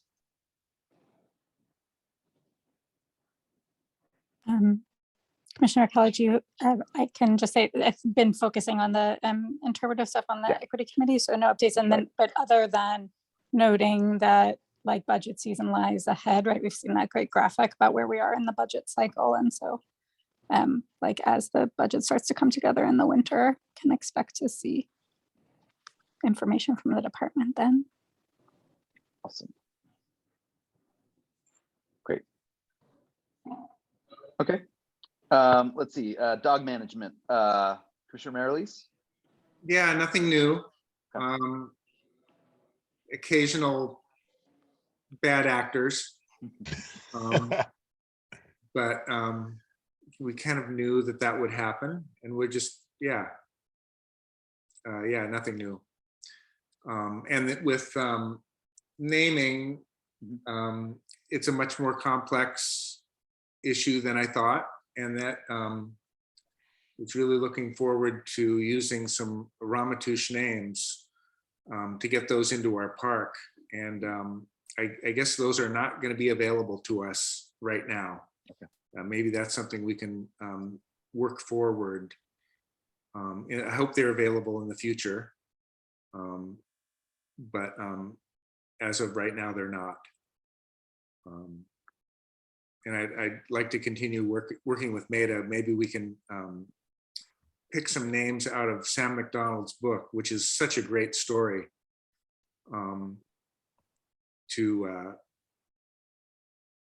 put in Sam McDonald Park so that when people are walking around, they're more aware of the person that created that space, because that's a really good story, and we're trying to get something out of the book that might be appropriate. Yeah, and if I could just add a few comments, I mean, I got a copy of that book from Maryland, and I'm just totally flabbergasted. And I think what is really tragic to me, if I was to walk into any county resident and ask them who Sam McDonald is, and even if they've visited the park and they've camped in it, they probably would not be able to tell you who that person is. And so I think it's an opportunity, to tell stories. So even with these Native American tribes, we may not be able to get a name, but we may be able to get some stories that we can enshrine somewhere, and just create a whole additional opportunities for people to really be interested in coming to visit, some of these locations.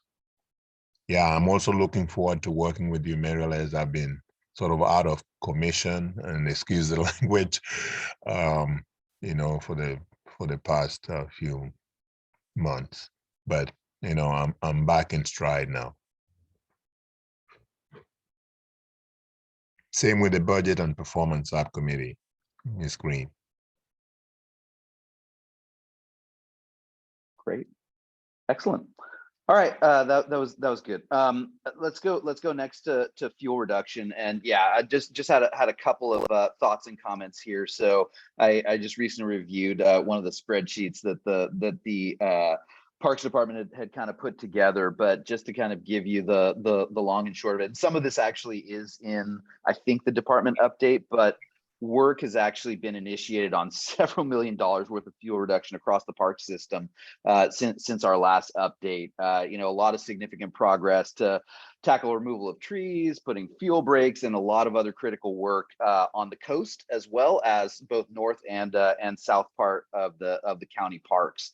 A couple that I wanted to kind of highlight from that spreadsheet, and I think you'd heard about a couple of these, but Huddard and Wunderlich, there's some fuel reduction and maintenance. I think it's like nearly 400 acres over the last couple of months here with that CAL FIRE grant. There's 2 projects in Quarry Park and Marada East, a lot of the invasive species and tree removal. And this isn't just done, right? There's a lot of other work pending, some budget or funding and other pieces that will be done. Work was also completed in San Pedro, San Bruno, Edgewood, Junipero Serra Park.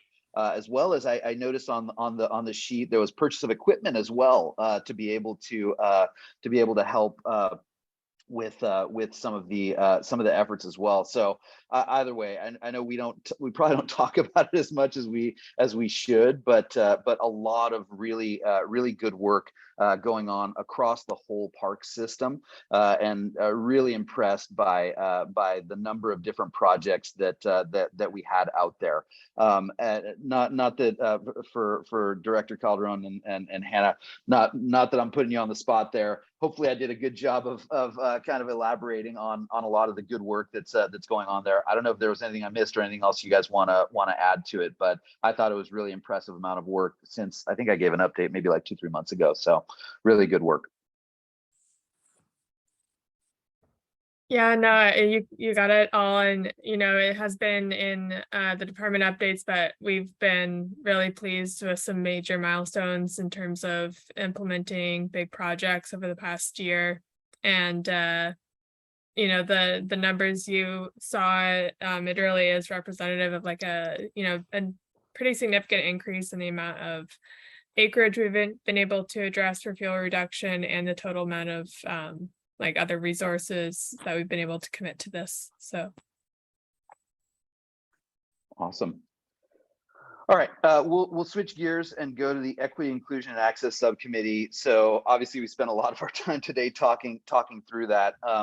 And so Commissioner Green would love to kind of open it up for any kind of additional comments and things. I've got a couple of remarks as well in terms of some of the work that's been going on. So I don't know, Heather, if you want to jump in here and talk a little bit about some of the work that we've been doing, and I can kind of jump in as needed as well. Sure. Just for I think like the work that the subcommittee did was to see a draft version of the plan document and ask questions and offer comments in advance, and the emphasis on making sure we understand who our target audiences are, and making sure we understand like the nature of the relationship with our tribes, and understanding how we prioritize as we stay in time across the implementation plan from all of the wonderful things that we hope to do. Like all of that was addressed in the presentation. So I'm just like really thankful for the department's partnership and helping us to understand clearly what this document is really about and how it will be used and what we can expect to see. And that's, I think, and we understand that the next step is that it goes to the board. Now we hear for receipt in November. And so insofar as commission's responsibility and duties are to submit to the board on advisement, so we can prepare, like hearing everybody's comments and enthusiasm for it. It sounds like we support this document as we do, and so would expect in November to bring an action item, like very succinct language, just moving that opinion to the board to go with the document when the department presents, so that commission can be part of that flow. And that's all. Yeah, no, that you kind of took the words out of my mouth, but yeah, we will have one more chance prior to, so in the November meeting will happen prior to submission of the document to the Board of Supervisors. So hopefully we can take an action there to support this broader document. I think that'd be really helpful. So we'll add that as an action for the next one. The only other thing that I will kind of call out specifically is as we were kind of working to optimize the language and do a lot of these other things. One of the things that the Parks Department had done, which I thought was a really, really cool move, was to reach out to the San Mateo County Equity Office, right, and talk to, and I know it was some email communication and some other, random, copy chats and other things like that, but really to start to kind of align and connect with the Chief Equity Officer and run some of the language from the plan by her. And I thought that, in and of itself, for the plan itself, that's great, right? Aligning with the way that the county's thinking about equity, but also one of the things that I think is going to be really good, and once again, more work on our side to kind of make it happen, but I think that it was kind of a good first step to where I personally would like to figure out how we can loop in that equity office a little bit more into some of the work that the commission is doing. So I don't think we have like any hard and fast plans, but I would love to figure out what would be the best way for us to be able to kind of keep in connection with our Chief Equity Officer and the office itself over time. And I think that this probably is going to be the first of many kind of whether it's collaboration conversations or at least alignments with that office, which I think is going to be a really good next step for us as we go just past the interpretive plan and potentially go into other things where it'll be good to align with that office in the future. So through the chair, would it be inappropriate to invite the chief equity officer to our meetings, only for him or her to introduce themselves, and further shed some light as to what they may think about the strategic plan here. Yeah, no, and I think that was one of the things that we had potentially talked about, and while I don't think we've formalized any of that, I think that's definitely a great suggestion and one of the possible things that we can do to strengthen that connection with the equity office. Right. Yeah. Fantastic. Okay, well that was our update on the Equity, Inclusion, and Access Subcommittee. Let's see, just to wrap it up. The Transparency and Visibility Subcommittee. Do you guys have any updates there?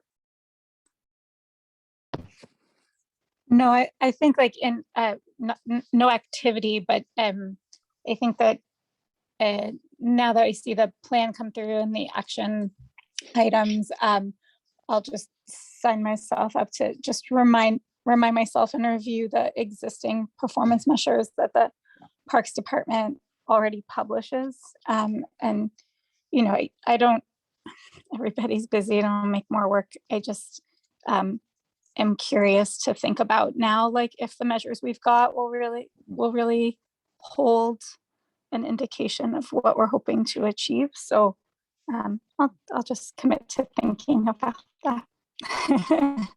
Great. And if department staff has time to talk about it this month, let me know, or if a later date would be preferable. Fantastic. All right. What about partnerships and connections? Any updates or stuff you guys want to chat about here?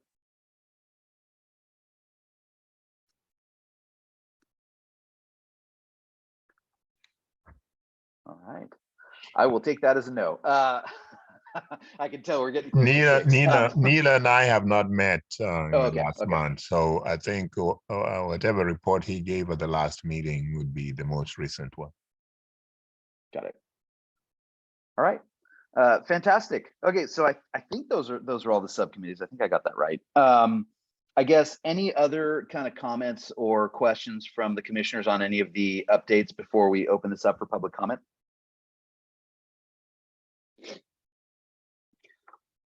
All right, then let's open up item 9, subcommittee updates to the public. This is public comment for item 9. If your hand is raised, your name will be called.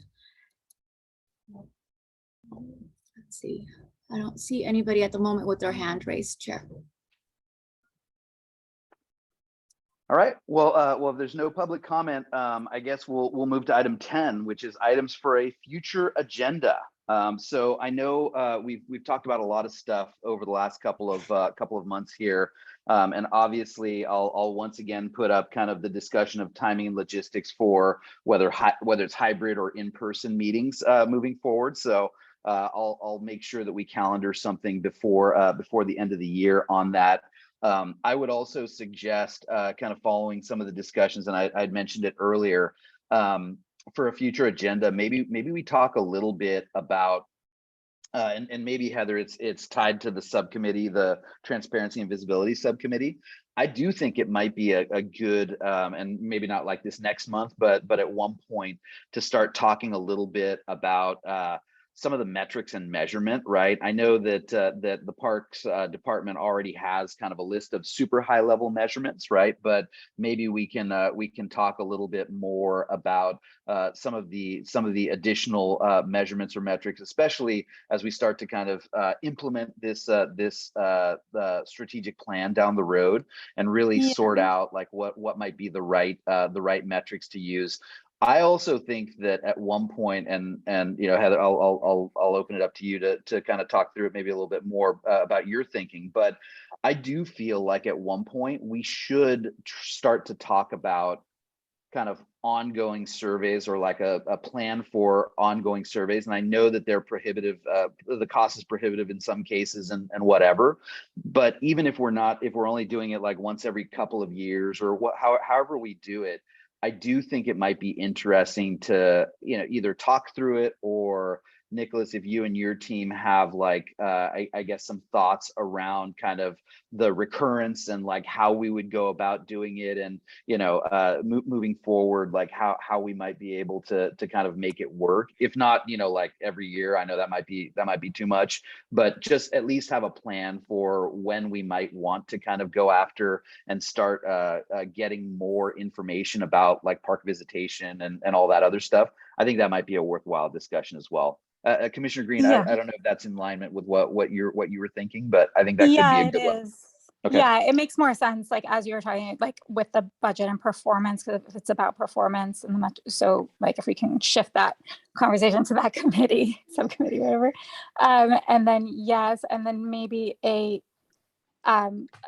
use, I don't know if this would be useful, but to like for me to go around and dig about like what other like county park systems do, and like share that. And I don't know if that would be an agenda item or subcommittee work behind the scenes, and but happy to do that. And then maybe that could help give some frame of reference for when we think about what we do. So yes. And then I guess one question I had, so yes to that, and maybe you can talk with Nicholas and Hannah about like what kind of timing would be most helpful for that, and if that should be like subcommittee or to the full commission. And my question was about just like we had heard from the members of the public about the Quarry Park item. Like, will that come back? Just like when does that come back? Does it come back? Are we done hearing that here? Do we know? Does that come back before CEQA and after CEQA? I don't know. So it would not come back to the commission again before our next board presentation, but that is an informational presentation. The intent at this time would be that it would be seen again by them at a later meeting. At which point there might be another opportunity for the commission to consider advisement or submit a recommendation to the board. Okay, so great. So the board will hear it in November, having it already gone through, and they I guess, can we get the clarity that the public had sought? Is that informational at that point?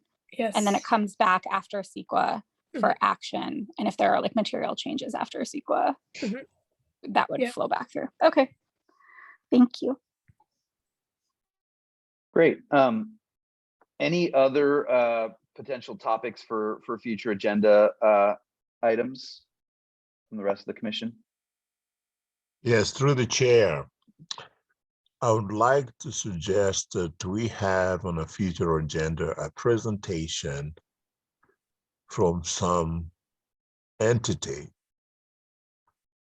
that does surveys and that could potentially help us address the dilemma that we do have in terms of getting the kind of information that we would need.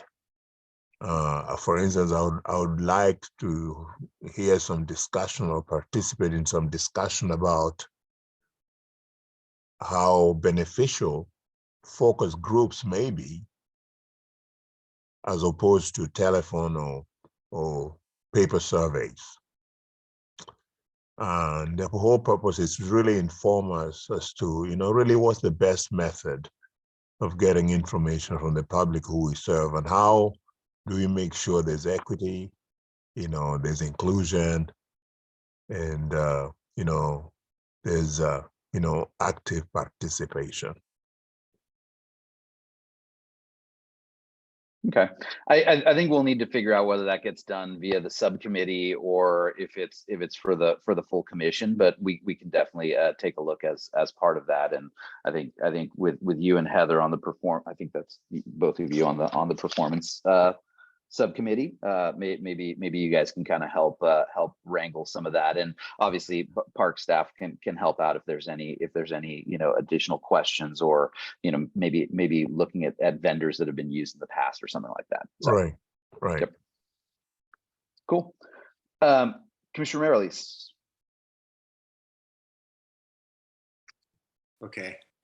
I just was wondering if it would be worth getting any input from rangers on their feelings. On what kind of survey they could do and what surveys they've done in the past, but also if they had any ideas for providing a more inclusive parks experience. It may be that people that work in the parks might have something to say about this. And maybe we're getting it through Nicholas, I don't know, but maybe we could have a couple of rangers come and speak to us if they had any ideas. Okay. Great.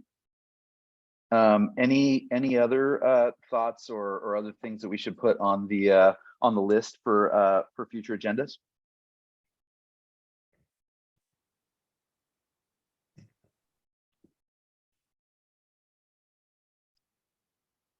All right. So I'm assuming we have to. Yeah. Well, let's open it up for public comment.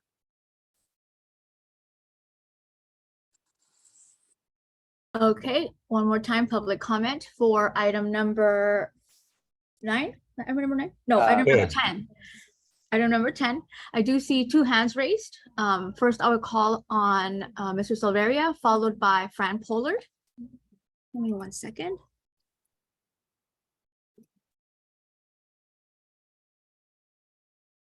So Silveria, please accept your invitation and begin speaking when you're ready.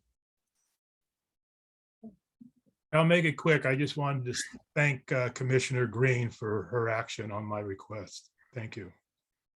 Thank you. And I will next call on Fran Pollard. Please go ahead when you're ready.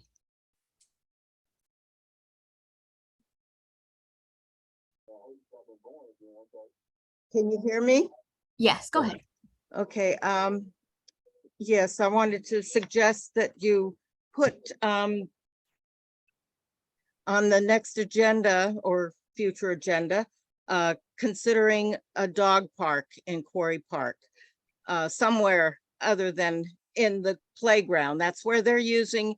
I know you don't want to do it. It seems like it keeps being ignored.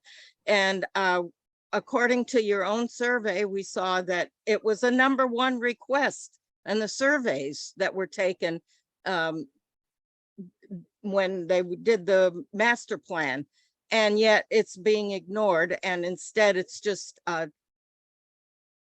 off-leash dogs on the trails. But people think now that the off-leash dogs can go anywhere, and they're using, as I keep saying, the tot lot and the playground above, which is for children to play in, and other events take place in that almost daily.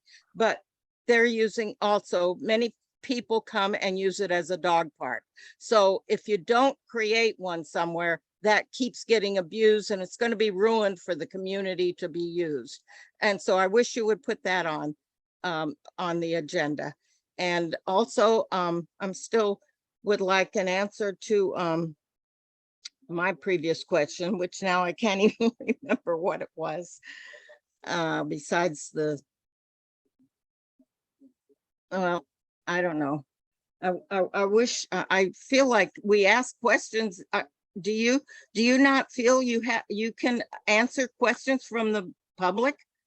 Because you never answer our questions. So I'll step in here and answer. So public comment is actually for the public to make public comments, right? This isn't necessarily a question and answer period. We do hear everything that you guys have to say, and we try to address them in the different forums. But the whole notion of public comment is to make the public comment, and there's no obligation or I guess thought to answer specifically these questions as part of public comment.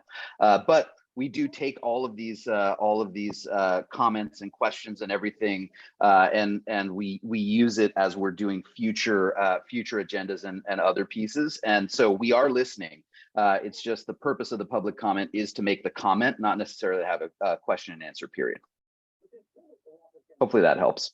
Well, how else can we get information? I mean, everybody, all other commissions and committees and meetings, they answer questions if the public has a question, just like you ask questions of each other and you answer the question. So I think that should be part of it. Thank you. Great, thank you. Commissioner Marilis, you had a comment or question? Yeah, I guess Fran just wanted to know whether they had started working on the parking lot or whether the tree trimming was regardless of the parking lot separate. I think that would be perhaps an easy question to answer. And then I had another question for Nicholas. Through the chair, through the chair, that's part of a fuel reduction project that we have going on. And I also, for context purposes, would like the commission to know that the Granada Community Services District plans on putting in an off-leash dog park right down the street from Quarry Park. So there will be an off-leash dog park down the street from Quarry Park, and having the pump track with off-leash dogs on trails and playgrounds. Certainly Quarry Park, as we've heard from neighbors, has enough uses as it is. So adding an off-leash dog park, I think, would probably exceed capacity at this point in time. But again, Granada Community Services District is building an off-leash dog park down the road. So I do just want the commission to be aware of that. Great. Fantastic. Do we have any more public comment? No more public comment, Chair.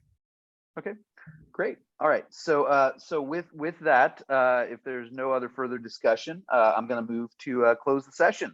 Enjoy the rest of your evenings. We'll reconvene in November. Thank you so much for your time, everybody. Thanks, everybody. Great document. Thanks, everyone. Thank Good you. night. Thank you. Good night, everyone. Bye-bye.